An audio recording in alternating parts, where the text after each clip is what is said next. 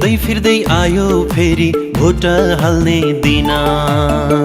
आमा बुबा दाजु भाइ दिदी बहिनी हिँड। राम्रो मान्छे चुन्यो भने हुन्छ दुःख पार।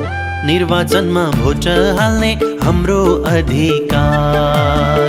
निर्वाचनमा भोट हाल्ने हाम्रो अधिकार। मङ्सिर 4 को निर्वाचन नेपालीको पर्व। पाएको यो आफ्नो हकमा गर्नु पर्छ गर्व। राम्रो दल छ। नमस्कार, हामी प्रतिनिधि सभा सदस्य चुनावको एकदमै सम्मुखमा छौँ। भोलि प्रतिनिधि सभा सदस्य चुनाव हुँदैछ। यसै सन्दर्भमा आज हामी यो लिसङ्खुपाखर गाउँपालिका अन्तर्गत वडा नम्बर 7 को श्री ककलिङ हरसिद्धि माविको मतदान केन्द्रमा मतदानको तयारी, मतदान स्थल निर्माणको तयारीको क्रममा यतिखेर सबै जुटिराख्नु भएको छ। हाम्रो निर्वाचन अधिकृत मतदान अधिकृत सरहरू लगायत सुरक्षा निकायका सरहरू, सबै निर्वाचन कर्मचारीहरू यो मतदान स्थल निर्माणतिर लागिरहनु भएको छ।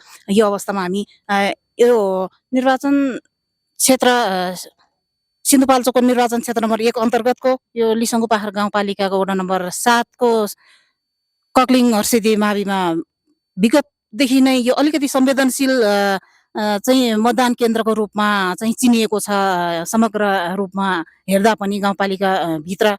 यसै सन्दर्भमा हामी आज मतदान अधिकृत ग को मतदान अधिकृत र ख को मतदान अधिकृतसँग हामी कुरा गर्न लागिरहेका छौँ। सर दुवैजनालाई स्वागत छ। धन्यवाद। सुरुमा म यो मतदान अधिकृत सत्य बोहरा सरसँग नै केन्द्रित भएर कुरा गर्छौँ। सर, यो चुनौती संवेदनशीलताको हिसाबले यो मतदान केन्द्रलाई कसरी हेरिरहनु भएको छ यहाँहरूले, के छ यसको बारेमा बताउनुहोस्। हजुर म्याम, सर्वप्रथम त यहाँलाई धेरै धेरै धन्यवाद दिन चाहन्छौँ।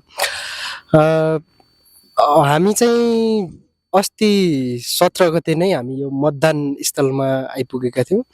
हामी 17 गते साँझदेखि अहिलेसम्म विभिन्न आफ्नो हामी क्रियाकलापहरू गरिरहेका छौँ।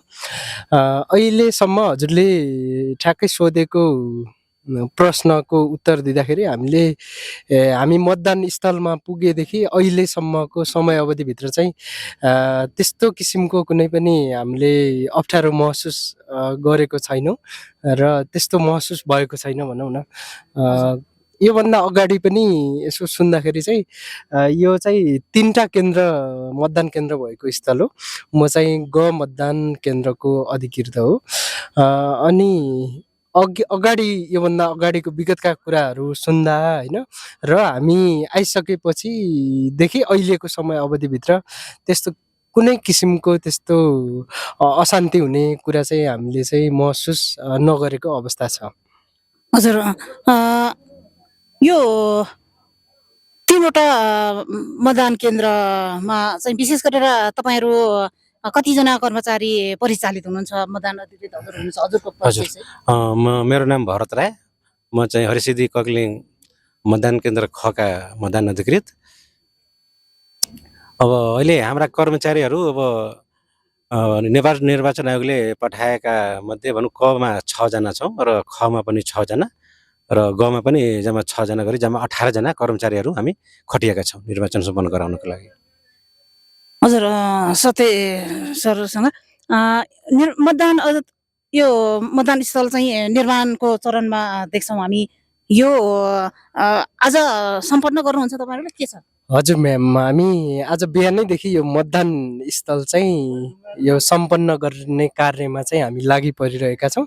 लगभग हाम्रो 50% जति कार्य सम्पन्न भइसकेको छ। बाँकी रहेको कार्यलाई पनि हामी आज नै सम्पन्न गर्ने गरी हामी लागि परिरहेका छौँ र आज नै हामी जो सम्पन्न गर्नेछौँ। हजुर सर, भोलि बिहान कति बजेबाट चाहिँ मतदान सुरु हुन्छ सर? भोलि बिहान 7 बजेदेखि सुरु हुन्छ। बेलुका समापन 7 बजेदेखि 5 बजे सुरु हुन्छ। 7 बजेदेखि 5 बजे सम्पन्न गराउनु पर्ने जुन यो नियम अन्तर्गत नै चल्नुपर्ने हुन्छ। 5 बजीभन्दा पछिसम्म पनि मतदाताहरू चाहिँ लाइनमा रह्यो भने चाहिँ त्यसको बारेमा चाहिँ कसरी यसो 5 बजेसम्म जो हाम्रो लाइनमा जुन लाइन लागिसक्नु भएकोलाई हामीले चाहिँ मतदान चाहिँ उहाँले गराउँछौँ। ढिलो भए पनि उहाँले चाहिँ मतदान गर्न पाउनुहुन्छ। 10 बजे पनि 10 किन नबजोस् रातिको उहाँहरू चाहिँ समय अवधिभित्र हाम्रो लाइनभित्र प्रवेश गरिसक्नुभयो भने उहाँहरू सबैजनालाई चाहिँ मतदान पूर्ण रूपमा सम्पन्न गराउने हाम्रो लक्ष्य छ। हजुर, सुरक्षाकर्मीहरू कतिजना खटिरहनु भएको छ यहाँ सुरक्षाको दृष्टिले के लाग्छ यहाँ? हजुर, सुरक्षाकर्मी यहाँ चाहिँ 6 जना नेपाल प्रहरीतर्फ प्लस चाहिँ मियादी निर्वाचन प्रहरी जम्मा 13 जना गरी जम्मा 19 जना चाहिँ खटिएको छ सुरक्षाकर्मीहरू। त्यो अलावा चाहिँ हाम्रो नेपाली सेनाको सरहरू पनि आइराख्नु भएको छ दिनको एकचोटि जति। हाम्रो यो प्रत्येक केन्द्रमा एकचोटि चाहिँ उहाँहरू चाहिँ अनुगमन गर्न आइरहनु भएको छ।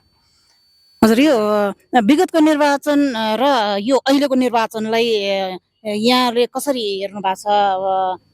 सुरक्षा जोखिमताको हिसाबले के छ सर?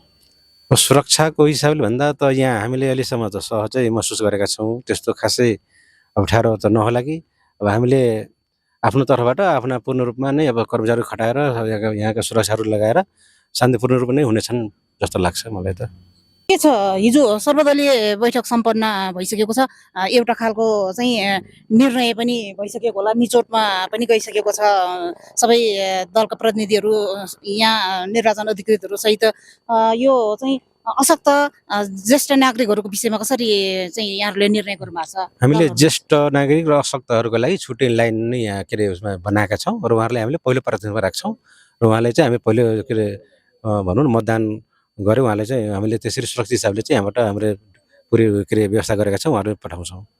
हजुर, यो विषयमा चाहिँ यो इच्छाएको व्यक्तिले चाहिँ यो अशक्त जुन अशक्त व्यक्तिहरूलाई ज्येष्ठहरूलाई चाहिँ लगेर मतदान गराउने हो कि स्वेच्छाले गर्ने कि तपाईँहरू निर्वाचन अधिकृतहरूको रोहाबर नगरेको कसरी निर्णय गर्नु? हजुर, एकदम धेरै राम्रो प्रश्न गर्नुभयो म्याम हजुरले। यसको लागि अब निर्वाचन निर्देशिका 2082 मा चाहिँ उल्लेख छँदैछ। त्यो अलावा पनि हिजो भएको सर्वदलीय बैठकमा चाहिँ विभिन्न निर्णयहरू गरेका छौँ। योसँग सम्बन्धित पनि एउटा निर्णय छ। यसको लागि चाहिँ यदि हजुरले सोधेको प्रश्नमा उल्लेखित व्यक्तिहरू यस मतदान केन्द्रमा आउनुभयो भने सर्वप्रथम त हिजो सर्वदलीय बैठकले नै फर्स्ट प्रायोरिटी चाहिँ उहाँहरूको त्यो घरभित्रको नाताको सम्बन्धलाई नै चाहिँ व्यक्तिहरूलाई चाहिँ प्राथमिकता दिने भन्ने कुरा भएको छ। यदि त्यस्तो पनि यहाँ उपलब्ध नभएको खण्डमा चाहिँ उहाँहरूले जसलाई अलिकति निकटतम व्यक्ति हुनु पर्यो, जो व्यक्ति उहाँ रोबरमा आउनु भएको छ उहाँको पनि खुल्ले परिचय पत्र हुनु पर्यो। हाम्रो निर्वाचनले उल्लेख गरेको परिचय पत्र बोकेर आउनु पर्यो र पहिलो प्राथमिकता चाहिँ परिवारभित्रकै सदस्य हुनु पर्यो। त्यसपछि चाहिँ उहाँले चाहिँ निजले जो व्यक्तिलाई चाहिँ सहमत दिनुहुन्छ त्यो व्यक्तिले चाहिँ मतदानको लागि सहयोग गरिदिन पाउने व्यवस्था हिजो हाम्रो सर्वदलीय बैठकमा चाहिँ निर्णय गरेको छौँ हामीले। हजुर सर, यो जुन व्यक्तिसँग चाहिँ मतदाता परिचय छैन भने त्यस्ता व्यक्तिलाई चाहिँ कसरी निर्णय गर्नुभएको छ? अब उहाँहरूको हकमा मतदाता परिचय पत्र नउपलब्ध नभएको खण्डमा अब निर्वाचन आयोगले जारी गरेका उहाँसँग भएका राष्ट्रिय परिचय पत्र, नेपाली नागरिकताको प्रमाणपत्र, लाइसेन्स र पासपोर्ट लगायतका सकल प्रमाणपत्र लिएर आउनुभयो भने चाहिँ उहाँहरूले मतदान गर्न पाउनुहुन्छ। हजुर, हुन्छ। यहाँहरू दुवैजनालाई धेरै धेरै धन्यवाद। हाम्रो अधिकार